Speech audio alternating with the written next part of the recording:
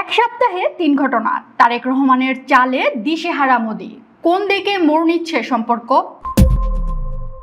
দিল্লির সাউথ ব্লকের রক্তচক্ষু আর দাদাগিরির দিন এবার আক্ষরিক অর্থেই চিরতরে শেষ হলো।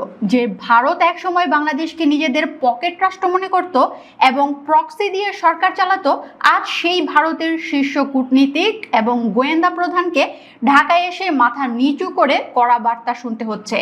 গত এক সপ্তাহে ঘটে যাওয়া 3টি নাটকীয় ও রুদ্ধশ্বাস ঘটনা বিশ্ববাসীকে চোখে আঙ্গুল দিয়ে দেখিয়ে দিল, নতুন বাংলাদেশ আর দিল্লির ইশারায় চলে না, বরং এখন ঢাকা যা বলে দিল্লি তা শুনতে বাধ্য হয়।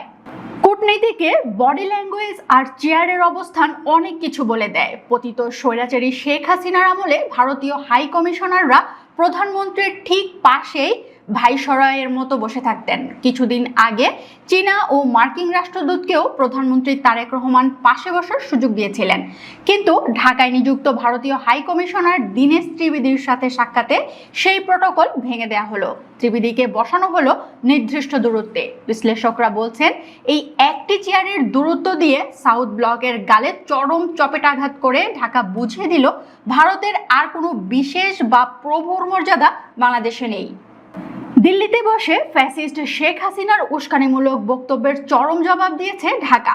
বৈঠকের পর পররাষ্ট্রমন্ত্রী খলিলুর রহমান এবং প্রধানমন্ত্রীর প্রেস উইং অত্যন্ত কড়া ভাষায় ভারতকে জানিয়ে দিয়েছে, বাংলাদেশ রাষ্ট্রের কোনো স্তম্ভকে হেয় করার স্পর্ধা যেন ভারত আর না দেখায়। শুধু তাই নয়, ঢাকায় স্পষ্ট আলটিমেটাম দিয়ে শেখ হাসিনার প্রত্যার্পণ প্রক্রিয়া দ্রুততর করার এবং শহীদ ওসমান হাদি হত্যাকাণ্ডে জড়িত খুনিদের অবিলম্বে ফেরত দেওয়ার দাবি জানিয়েছে। প্রকাশ্যে এই কূটনীতির আড়ালে চলছিল আরেক চরম স্নায়ুযুদ্ধ।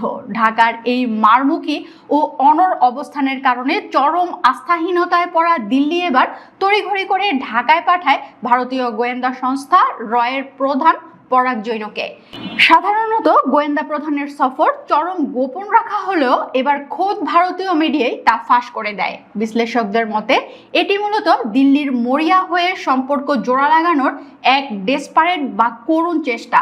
তারা বুঝিয়ে দিয়েছে, দিল্লি যদি সম্পর্ক রাখতে চায় তবে তাদেরই নতজানু হয়ে আসতে হবে। আজ পুরো বিশ্ব দেখছে এক নতুন ও অকুতোভয় বাংলাদেশকে।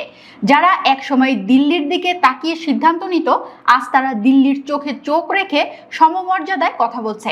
এক সপ্তাহে ঘটে যাওয়া এই 3টি ঘটনা প্রমাণ করে, সার্বভৌমত্বের প্রশ্নে প্রধানমন্ত্রী তারেক রহমানের সরকার এক বিন্দুও ছাড় দিতে রাজি নয়।